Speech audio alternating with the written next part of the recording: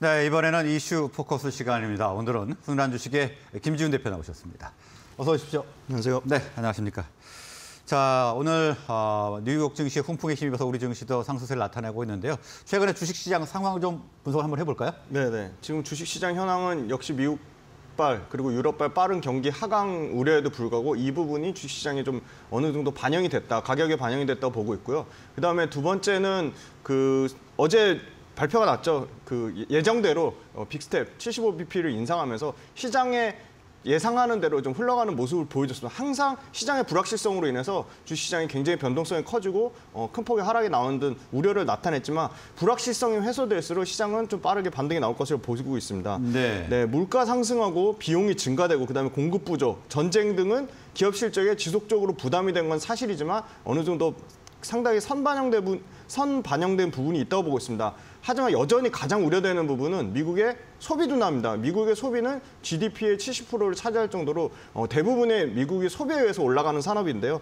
미국의 소비가 감소할 경우 글로벌 생산량이 감소하고 글로벌 생산량이 감소하면 글로벌 총수요가 감소하고 총수요와 총생산이 모두 감소할 경우 수출에 우리나라 수출 기업에 직격탄을 맞을 것으로 예상을 하고 있습니다. 하지만 이 와중에도 불황에도 소비가 유지되는 산업이 있습니다. 제약이라든지 헬스케어, 그다음에 필수 소비재, 그다음에 유틸리티, 방산 쪽이 되겠는데요. 다만 이 부분은 최근에 주가에 상당 부분 반영된 부분이 있고요. 두 번째로는 IT하고 커뮤니케이션, 그다음에 일종의 성장 섹터들은 여전히 가격 조정으로 밸류가 조금 더 싸져야지 시장에서 매수세가 들어올 것이라는 의견이 많습니다.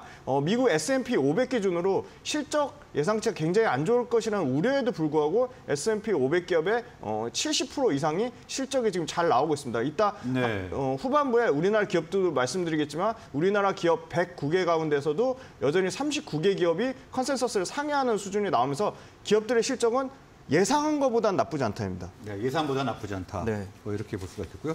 자, 그럼 지금 실적 시즌인데요. 지금 오늘 뭐 삼성전자 실적도 나왔곤 한데 기업들의 실적 어떻게 나오는지 간단하게 좀 짚어볼까요? 네네. 실적은 지금 총 109개가 발표했는데요. 말씀드린 대로 컨센서스를 상회한 실적이 39개, 근데 컨센서스를 하회한 실적이 36개, 그다음에 턴어라운드 된 기업이 5개로 나타나고 있는데요. 좀 특징적인 거는 역시 IT 쪽에서 상당 부분 부진이 나왔고 그다음에 금융주 쪽에서 상당 부분 부진이 나왔습니다. 하지만 헬스케어라든지 그다음에 의료기기, 그다음에 IT 쪽에서 좀 특징적인 이 2차전지 소재라든지 회사에서 상당히 좋은 호실적을 보여줬습니다. 그다음 반대로 컨센서스를 하회하는 실적을 보여주는 회사들은 이런 소프트웨어 쪽, 그다음에 건설 기계, 그리고 또 특징적인 게 금융, 그리고 2차전지 소재단에서도 좀 부진이 하는 모습을 보여줬지만 의외로 그다음에 태양광이라든지 단기적인 실적 부진의 회사는 오히려 추가 매수의 기회를 보고 있습니다. 그다음에 턴어라운드 회사들 중에는 좀 특징이 있는 게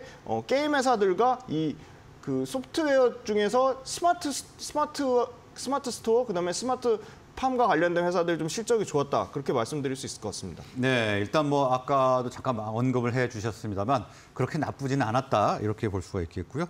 자, 그러면 관심 종목으로 좀 넘어가 보도록 할까요? 네, 관심 종목은 컨센서스를 상회하는 업종에 아까 IT 기판 쪽, 그다음에 헬스케어 쪽을 말씀을 드렸는데요. 여전히 IT 기판과 헬스케어 단에서는 실적이 하반기에도 우상향할 것으로 예상하고 있어서 IT 기판 쪽에 BH와 그다음에 헬스케어 쪽에 뷰웍스를 가져왔습니다. 먼저 BH부터 설명을 드리면요. 시가총액은 한 9,700억대입니다.